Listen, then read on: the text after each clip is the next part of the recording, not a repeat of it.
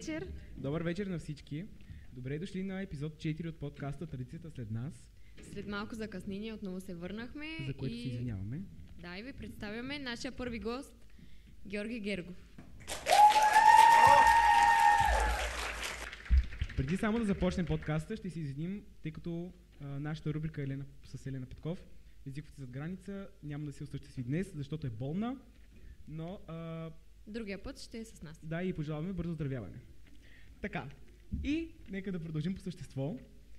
Как сте?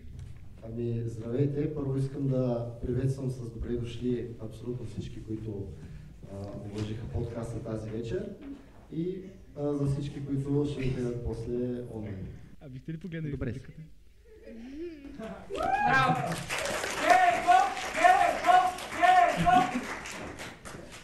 Сега, Тео и аз ви телефона направи снимка. Не този! Айде давай с него. Това е много техника, много телефони.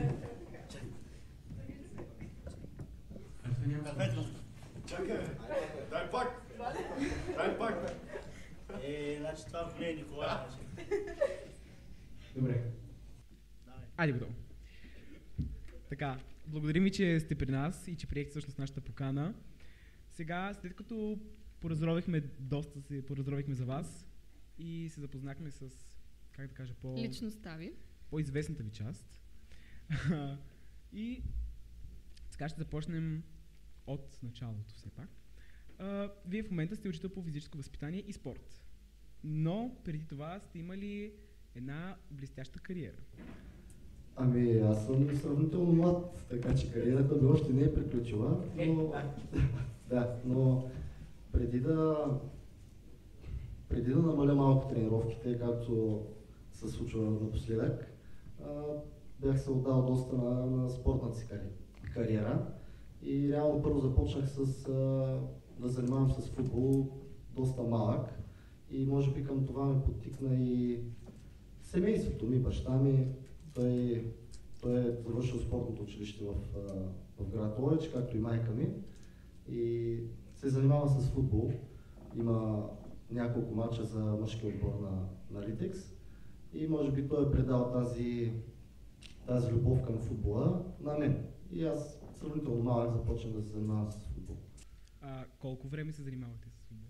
Ами от 2006 или 2007 година до 2013, реално 6-7 години професионално, като преди това, откакто се помня ритъм по игрищата и съм с топка в краката си. Да. Имате ли любим футболен отбор? Ами, това е интересен въпрос. Сега внимайте какво ще кажете, защото Така. ще чуем различни мнения. Да, ами напоследък не гледам футбол, откакто аз приключих с моите футболни изяви, спрях да гледам футбол, но когато тренирах, симпатизирах на Манчестър Юнайтед. А сега съжалявам тези, които симпатизират на Манчестър Юнайтед, защото определено не са това, които бяха. Казахте, че сте спял да гледате футбол. Ами да, може би... Това ми беше въпроса, защо да За съжаление, цялата система в страната ни от към футбола така ми повлия и спрях да се интересувам и от българския футбол, дори и от футбол извън страната. Ясно. Но пък след като сте спрели да тренирате футбол, сте започнали да се занимавате с лека атлетика, нали? Ами да, и там беше интересно в началото, но просто това ме привлече и може би дойде от само себе си. Аз и самата позиция, която вземах докато тренирах футбол, беше такава, че не съм на много статично място, трябваше да се придвижвам, да участвам на всяка атака и след това да помагам и защита. Реално имах движението, имах подготовката и може би натурално си дойде така леката атлетика и то конкретно по-дългите бягания ми бяха на сърце. Значи на бягане като дисциплина сте се... Да. Леката атлетика има много дисциплини, скачания, хвърляния, бягания с препятствия. Мен ме привлече дългите бягания. Да. Кой беше ваш треньор? Кой ви помагаше в подготовка? Ами и до ден днешен се състезавам за лекоатлетическия клуб, който е в града, Стратеж Атлетик. Да. И реално треньора и собственика на клуба, който е Константин Василев и жена му Преслава Василева, те ме откриха, така да кажа, и те ми помагаха, нали, те ми даваха тренировки дълго време и те ми помогнаха да постигна някои от тези резултати, които постигнах до сега. А те ли ви вдъхновиха? Не, те, как да кажа, аз се вдъхнових, не знам аз как се вдъхнових всъщност, просто от свободата, която имах, когато бях ученик и имах свободно време, прекратих с футбола и в свободното си време събирахме с приятели, които тренирахме футбол преди това, ритахме и в един слънчев ден решихме, че просто нямахме топка, не помня каква беше ситуацията, обаче решихме просто да бягаме и отидохме на Бажбар, избягахме Бажбар, на следващия ден решихме да бягаме по-дълги дистанции и така се запалих. Вие казахте, че... Кои бягания казахте, че... Дълги бягания. Дълги бягания. Крос-кънтри бяганията какво точно представляват? Дългите бягания, да, много общо понятие, защото крос-кънтрито, например, са състезания, които са на пресечена местност, но нали, това означава, че не са на тартанове или на сгория, на писта, не са и на асфалт. Тоест на трева може да има някакви препятствия, локви, сняг, кал, лед, нали, зависимост от сезона. Обикновено крос-кънтри сезона е в зимните месеци и това е реално бягане на пресечена местност. Обикновено обиколката е къса 1-2 км и се въртат обиколки. Дистанциите са между 6 км и 12 км, в зависимост от възрастта и първенството. Това е различно от планинските бягания. Да, няма нищо общо с планинските бягания. Планинските бягания вече са състезания, които имат много голяма денивелация, нали, изкачване, положителна денивелация и реално и отрицателна изпускане, зависи от профила на трасето. Има състезания, които са само на изкачване, има и такива, които има и изкачване и изпускане. Защото казват, че нали, крос-кънтри бяганията и планинските бягания са вашата сила.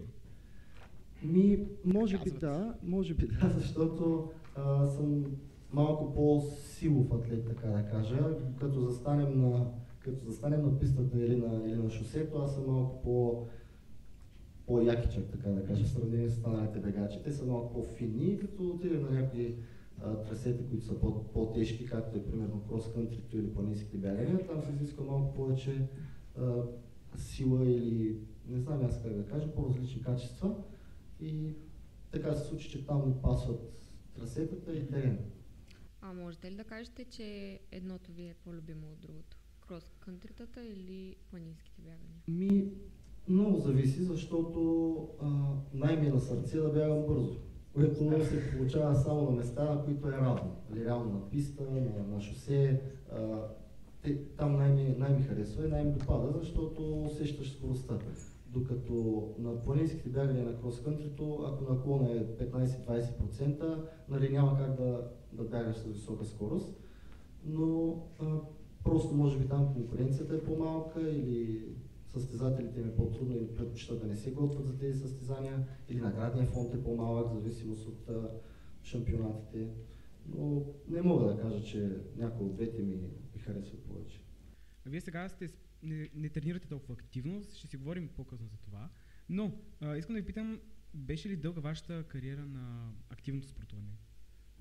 Да, може би, да не влизам в сметки, но от 2014 до 2020-2021 се тренирах сравнително професионално за разбирането в страната, нали, професионално. И можете ли да опишете като успешна кариера? Зависи. За национално ниво да. Но за нещо повече не бих казал. Имам участие извън България, на Балканяди, на европейски първенства, но реално са били просто участия. Нали? Не е нещо, което да каже вау. Добре, преди да преминем за темата спорт по-дълбоко, преди да започнете Вие сте били в университет? Да. Какво сте завършили? Завършил съм педагогика на обучението по физическо възпитание. Като бакалавърска степен. Имате ли така интересни истории оттам? Имам, да. Ходили сте по чужбина? Да. Реално започнах университет 2016 година и каквито пари бях посъбрал като ученик, след балове, от състезания и така нататък, в един момент взеха да поприключват и се наложи да измисля някакъв вариант, за да може да продължа да си плащам семестралните такси, да хода на лекции в Търново. Там завърших. И 2018 година, или 2019 в началото, мисля, че се падаше, вече трети курс, бях попривършил парите с един колега, бат Валю, Валери от Бяла Слатина, решихме да участваме по програма по Еразъм.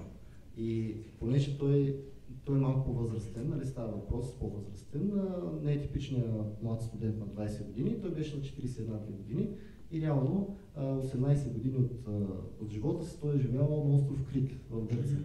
И гръцки има като втори майчин език.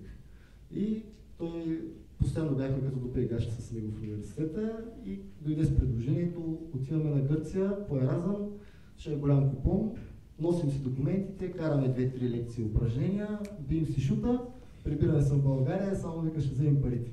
И това беше, нали, много несериозно, обаче на мен ми допадна от една страна, защото първо ще отидем в Гърция, аз в Гърция не бях ходил и второ, хем може да научим нещо, хем ще поспестим наистина някакви пари, които тогава ми трябваха, за да мога да продължа да тренирам и да не се налага да почвам работа. И определено не се получи точно така. Отидохме в Гърция.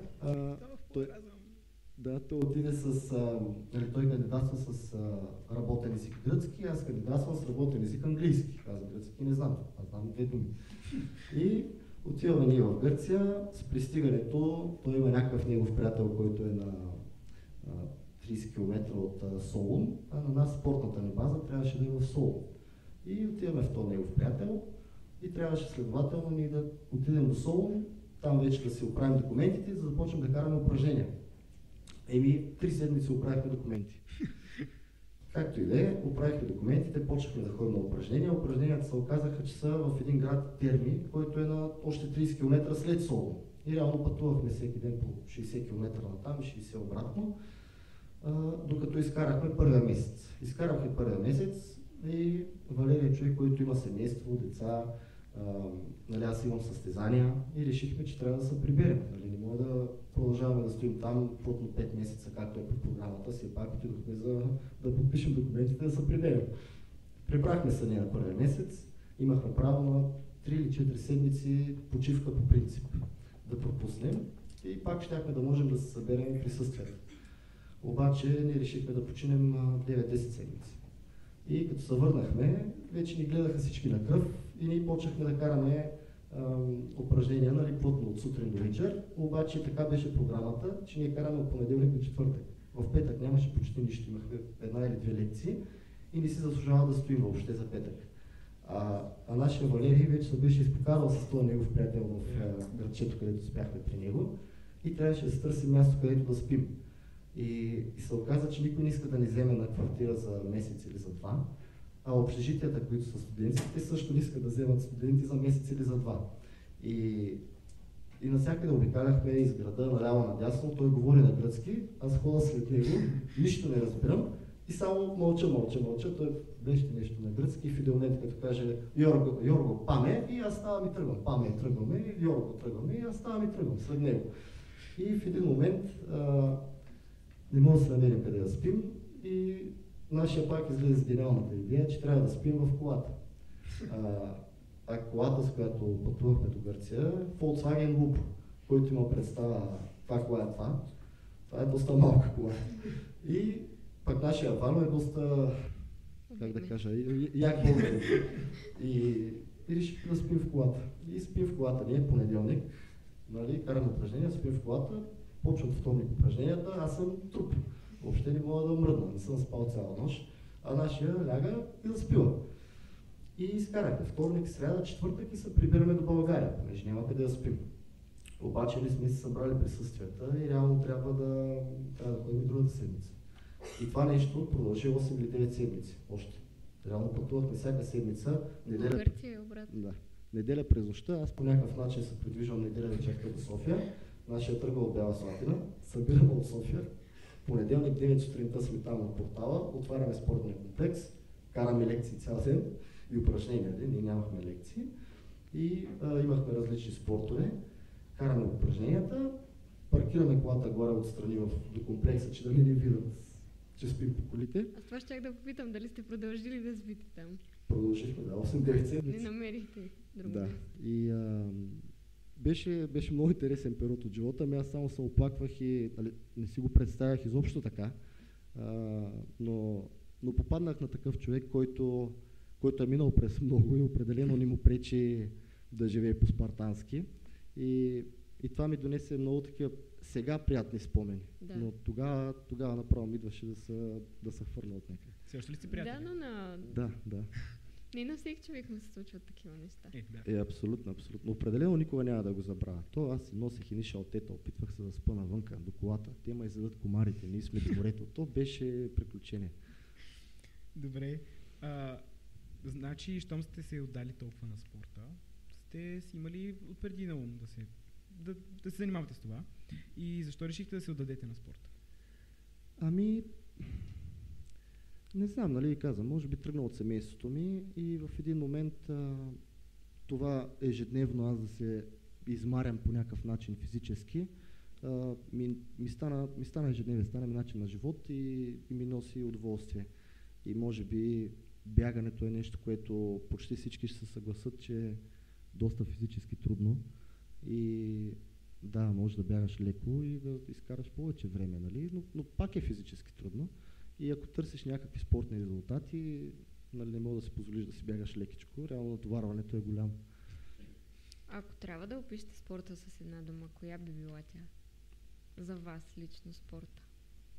Ами, може би, не знам, може би пластичност, от гледна точка на това, че благодарение на спорта аз станах много гъвкав и се научих да се сливам във всяка една сфера и в всичко да не намирам трудности, защото във всичко има някакви трудности, но по-скоро да преодолявам трудностите.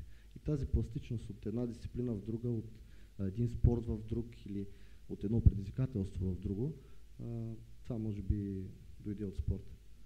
Добре, вие го описахте с една дума. Какво е спорта за вас? В смисъл, не като една, да го пишете с една дума, а какво ви дава спорта?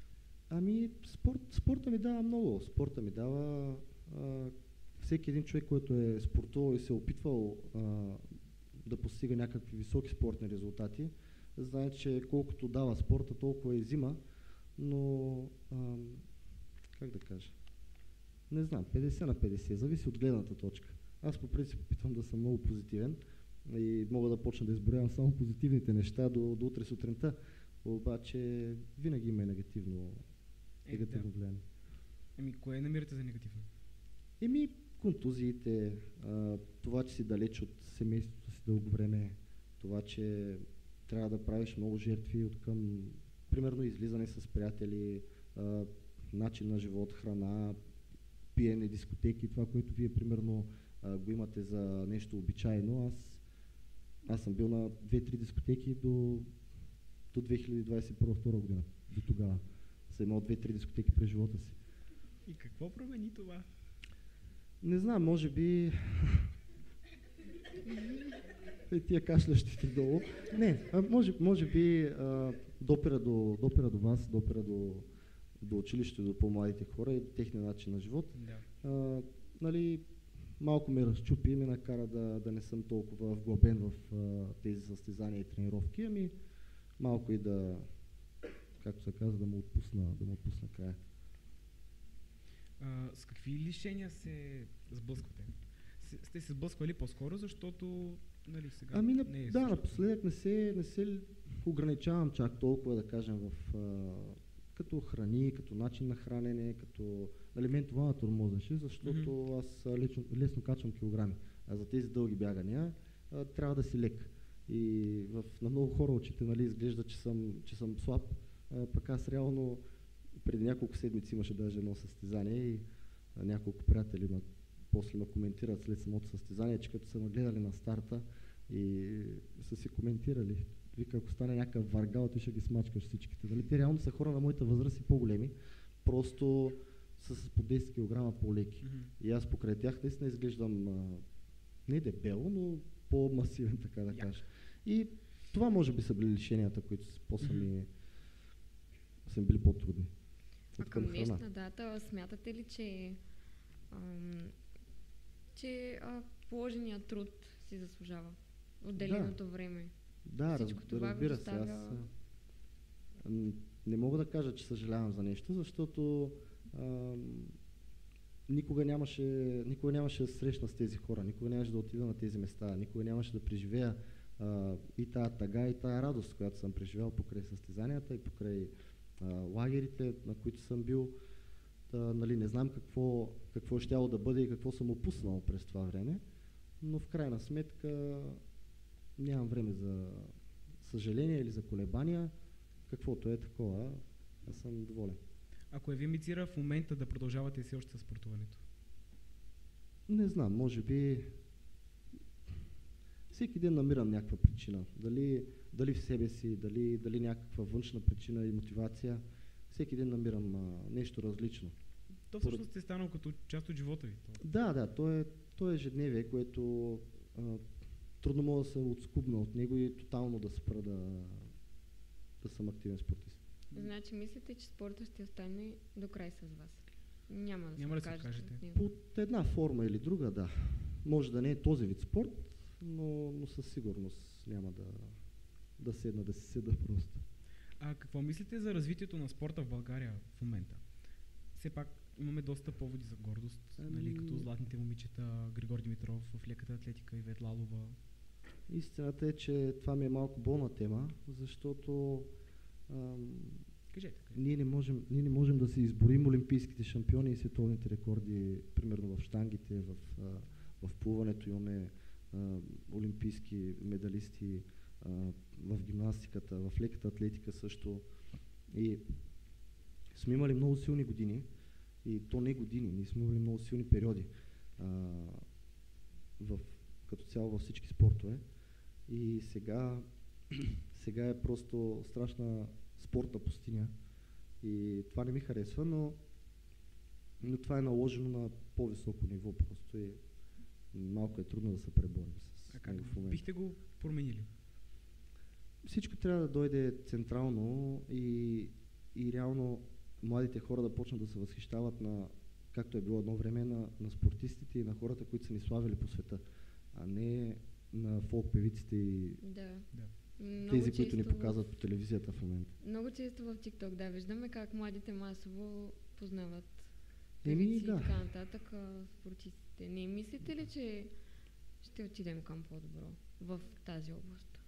Ами, Как?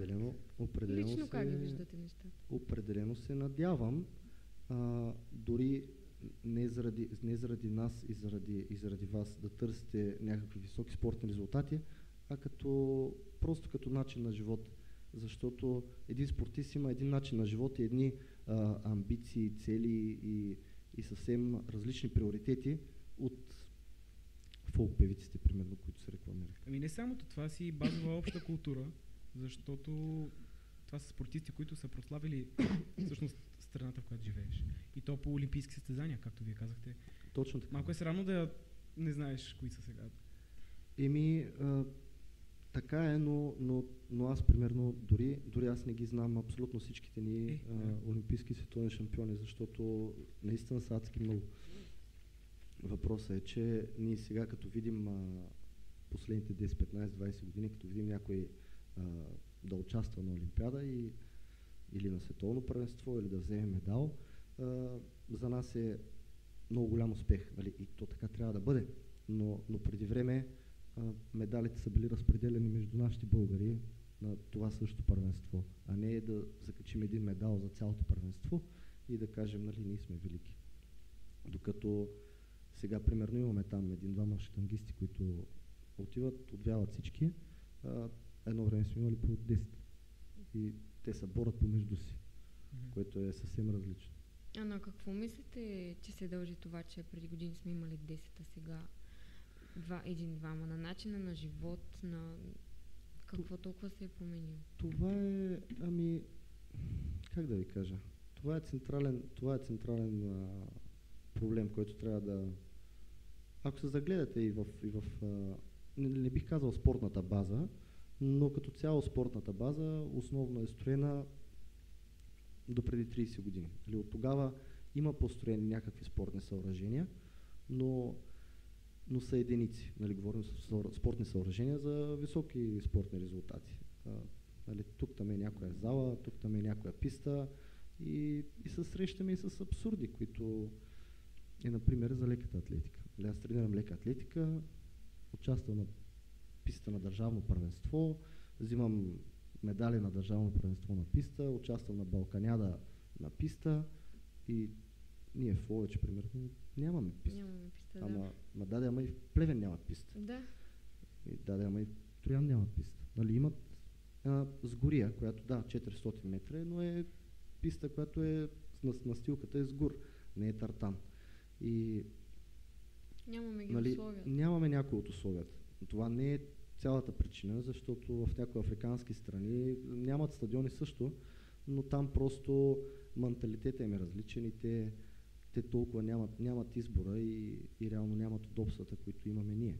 На нас в един момент, като ми стане, дори на мен, и аз съм виновен до някъде за това, защото ето на мен до някъде ми става трудно и ето вече не тренирам по 2 пъти на ден, защото що да тренирам по 2 пъти на ден, като примерно мога да се работя по-спокойно, да тренирам по 1 път и така нататък. Докато примерно южноафриканците и източноафриканците това не е опция, нали? Те нямат избор. Те или излизат и тренират днеска по 2 пъти или по 3 пъти на ден, или стоят гладни. Имате ли, понеже споменахме по-рано спортисти, имате ли любим спортист?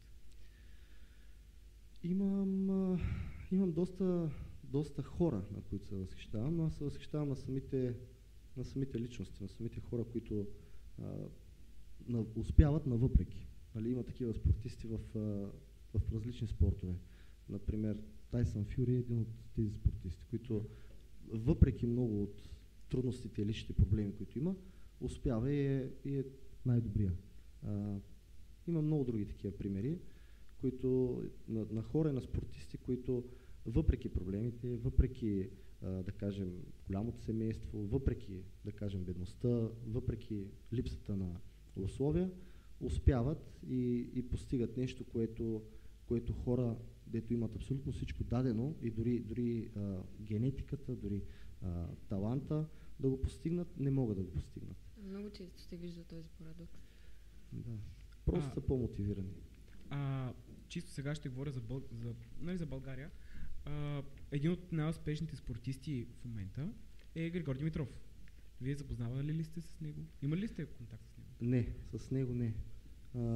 Реално съм имал допир с някои от елитните ни спортисти в момента. Кои?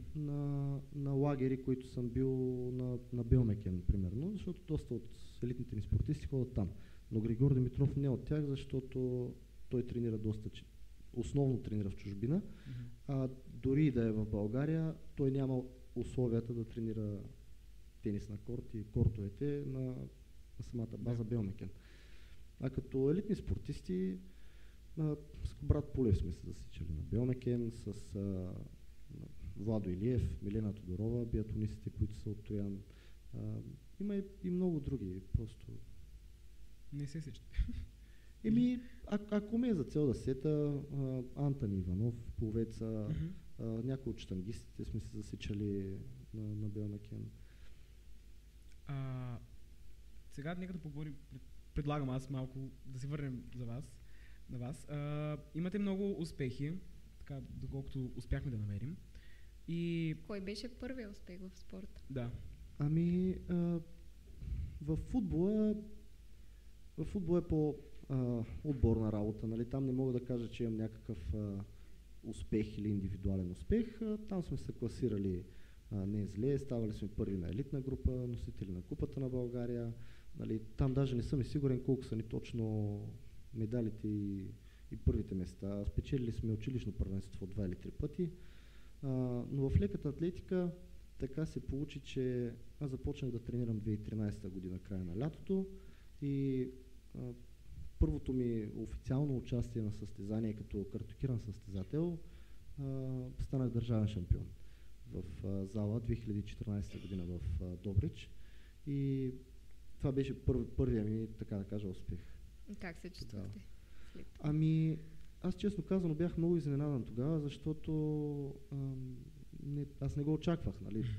Реално половин година съм тренирал, съм си бягал така, просто съм бил надъхан да тренирам, да бягам и последните 3 месеца преди държавното първенство вече запознах с треньора на Константин Василев и той ми даваше по-специализирани тренировки, понасочихме малко работата за по-къси състезания, понеже аз бягах много дълги разстояния и участвах на 3 км в зала тогава и станах първи. Реално не го очаквах, просто беше шок за мен и оттам потръгна така, че доста се конкретизирах в тези бягания. И сте се мотивирал още повече, предполагам.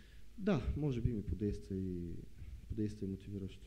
А когато гледахме за вас, разбрахме, че сте селектиран били няколко пъти за да участвате в националния отбор на България? Нали така? Да. Ами... И какво беше чувството да ви изберат? Да ви селектират? Ами, също. Реално в България селекцията за националния отбор по лека атлетика е... То няма селекция, въпросът е, че има състезания, държавни първенства и ако покриеш определени нормативи или ако станеш първи, просто за следващата година или за самото състезание, примерно участваш на, кажем, държавно на писта. Ставаш държавен шампион на открито и след месец и половина има балканско първенство на писта. И България, да кажем, трябва да прати представител. Тя, разбира се, праща шампиона. И реално така съм бил селектиран за балкански първенства и вече ако има нормативи за европейски първенства и за световни първенства. Така, реално се покриват и нормативи за европейско първенство и отиваш и бягаш европейско първенство. Въпросът е, че трябва да имаш покрит норматив, когато е за европейско първенство или за световно. А в едно от състезанията, които сте участвали, Ръм България, то е едно от тях, нали? Така. И то е верига състезания, така че имало няколко. И печели ли сте някои от тях?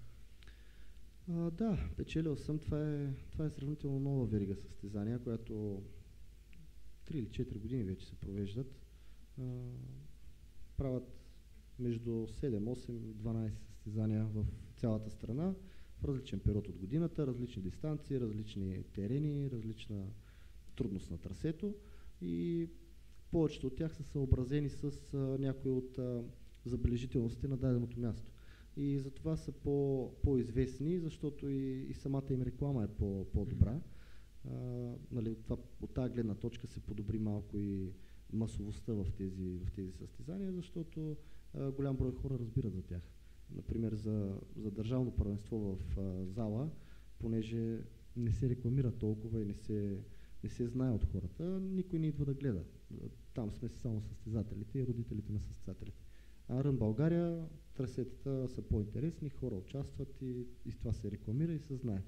Печелил съм някои от състезанията във веригата, но много общ въпрос, нали? Те са доста състезания и примерно има в Луковит съм печелил 1 или 2 пъти, в Дупница, в Правец, в Видин, на много различни места в страната са. Пък и честно казвам, не ги помня всички, които съм ги печелил. Има много, на които съм участвал, съм ставал втори, трети. Впечатляващи са вашите рекорди. Ние ги изнамерихме. Искаш ли да ги прочетеш? Значи на 1500 метра за 3 минути, 58 секунди и 73 стотни.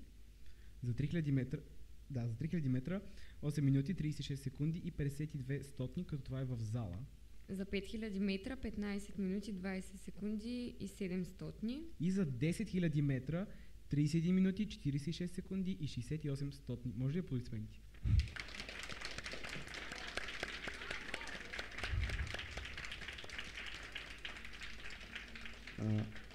Истината е, че част от резултатите ни има две как да кажа, има два вида статистики. Едните са, които са към Европейската федерация, другите към световната. И един от резултатите не е въведен. Аз сега го разбирам. Да. На 5 км малко по-добър ми е резултата, но това няма никакво значение. Добре, значи по-добре. А тук имаме на 3000 метра Steeplechase, 9 минути 46 секунди и 6700. Какво е Steeplechase?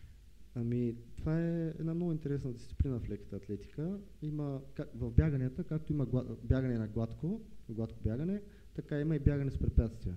И бягането с препятствия биват 100 метра, 400 метра и 110 за мъжете, като Steeplechase също е бягане с препятствия, но там препятствията са малко по-различни. Не са като тези, които са стандартните и може да ги докоснеш с краките да паднат. Една голяма греда, която по-добре да не я докосваш с крак, защото ти ще паднеш. И това е много интересна дисциплина. Има 5 препятствия, нали, на обиколка. Обиколката е 400 метра и реално стандартната дисциплина е 3 км с препятствия. И това са 7 обиколки и половина обиколка нямаш препятствия и после 7 обиколки с по 5 препятствия. Едното от тях е водно препятствие. И участвал съм и на тая дисциплина на държавните първенства в България. Не е лоша дисциплина, но пак е дисциплина, която иска по-специална подготовка. Не е като голото бягане, нали? Трябва да имаш атака към препятствието, трябва да можеш да преминаваш водното препятствие, там си има си техника. Скоро идват Олимпийските игри по принцип. И така? Вие бихте ли искали да участвате в тях по принцип? Ами, те, за да... Аз не знам как са много там нещата. Да, има много сериозни нормативи и реално нормативите на световното първенство и на Олимпиадата са горе-долу идентични. И за да участваш на световно или на Олимпиада, в тези по-дълги бягания и в средните бягания, реално трябва да направиш национален рекорд на всяка една дисциплина, за да можеш да покриеш норматива, да отидеш да участваш на самото състезание. Така че рекордите и нормативите са много сериозни. Искам, да, но всеки спортист, това му е мечтата, но въпросът е, че ако се погледне реално, нали, трябва всеки да си знае възможностите. Аз знам, че няма как да отида да участвам на Олимпиада. А какво мислите, че бихте казали на хората, които имат желание да спортуват, но не са достатъчно мотивирани, или на тези, които не намират спорта за интересен? Ами, какво да кажа? Значи, спорта не е нужно да е начин на живот, но всеки трябва да има някакъв вид движение, някаква дейност, която да извършва през ежедневието си, през живота, защото водим много заседял начин на живот и всеки трябва да открие причината, поради която да почне да върши нещо физически. Било то леко физически или много тежко и изискващо физически. Така че всеки трябва да намери своята причина. Сега дали да загуби някой друг килограм, но това е само външно. Реално истината е, че тренировките и спорта ни изграждат и характера, и начина на мислене, и реално подобряват и нашето настроение и подобряват по този начин и деня, който можем ние да проведем. Смятате ли, че в момента се неглижира спорта в училище? Ами, това, как да кажа, това пак идва не от медиите, но от това, което младите хора гледат, това, на което младите хора подражават, защото ако преди години начинът да бъдеш успешен е било да си спортист, да излезеш в чужбина, да представиш нашата страна, сега е достатъчно да се снимаш и имам чувство, че колкото по-голяма шашкания направиш, толкова по-известен ставаш. И това не е много позитивно. Да. Вие от колко време сте учител? От 2020 септември. Вие сте малко по-старши от мен. 4 години. Почти. Имате ли клас? Да. 11 Г.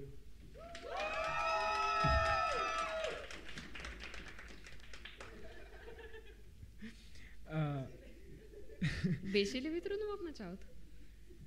То още ми е трудно. Да, предполагам, но... Не. Още му е трудно.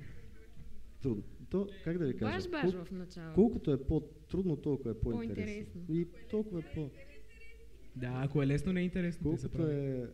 Всяко едно нещо, колкото по-трудно го постигнеш или колкото повече труд и време вложиш, толкова се радваш на резултата после. Аз може би, като казахте и за първия ми успех, може би за това не можах и да му се израдвам толкова в началото, защото аз първо не съм очаквал и второ, той като че ли дойде от... Не че дойде отгоре и падна, нали аз наистина съм тренирал много преди това, но не съм си представил, че стана първи на първото си състезание. А защо решите да дойдете тук в езиковата, като учител? Аз реших да стана учител. Пък въпросът е, че така се случи, нали? Това е най-елитната гимназия в града и аз в крайна сметка съм от този град и си го харесвам. И ако има място, на което бих работил с голямо желание като учител, нали? Това е тази гимназия, защото нейният дух никога няма да умре. Нали, не че училища, в които са много по-лоши, но въпросът е, че това място е по-специално. Така е, да. Освен учител по физическо, разбрахме, че сте учител и по друг предмет. Ами да. Още като учих бакалавъра, прецених, че искам да изкарам още една специалност и завършвайки физическото, идвайки тук, записах след това и магистратура география и икономика и от вече... Да, аплодисменти.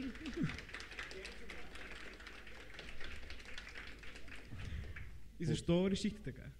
Ами, честно казано, не знам, много неща повлияха на този избор, но винаги съм искал да уча кинезитерапия, рехабилитация, но когато ми потръгна със спорта, още 10-ти клас прецених, че искам да видя докъде мога да се развия със спорта в по-младите си години и затова ще запиша нещо друго, което да е обвързано с спорта и пак да ме влече.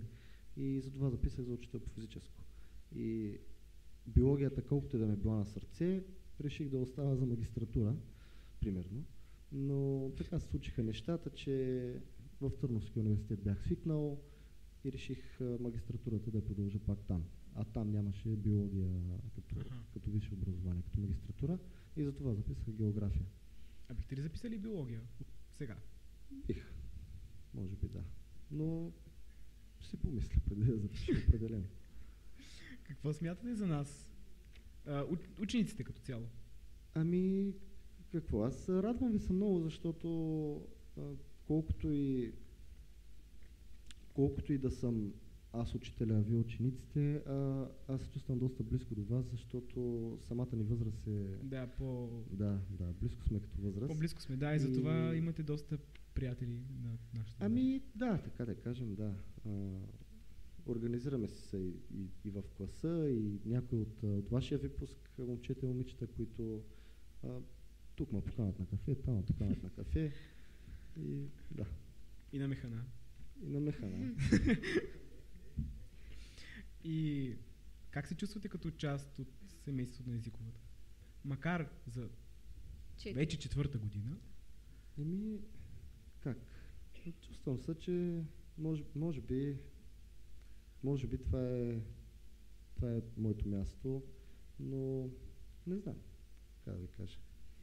Как се чувствате и вие? Чувствате се, сякаш сте на място, което нищо друго не може да замени. И последния въпрос. Да, Какво е за вас езиковата? Стандартният въпрос, Да. Опишете езиковата с една дума. С една дума?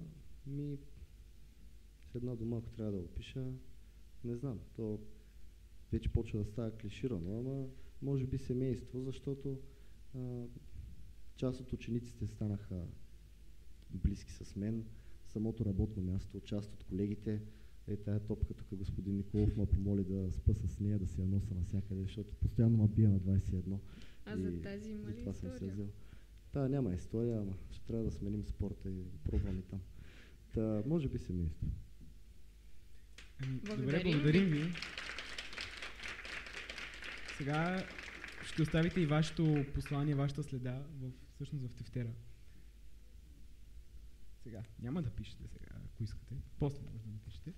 Но добре, после ще напишете вашето послание, което ще бъде прочетено на края на годината, когато ние завършваме. Те тогава ще бъдат прочетени всички послания от подкаст сезон 2. И отново благодарим, че бяхте с нас, че приехте поканата и отново аплодисменти за господин. И аз благодаря. Благодарим ви, че ни гледахте. Може да ни последвате във всяка една социална мрежа и също така да приветстваме нашият нов член в подкаста. Това е Ивайла Василева. Тя е от 12 Е-клас и тя е като наш редактор. Така че аплодисменти за нея. И сега да викнем нашият монтажист и оператор Али. Айде, ма.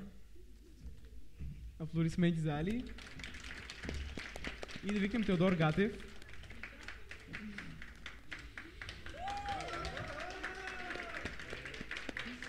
Той е нашият звучител и ни помага тук с техниката.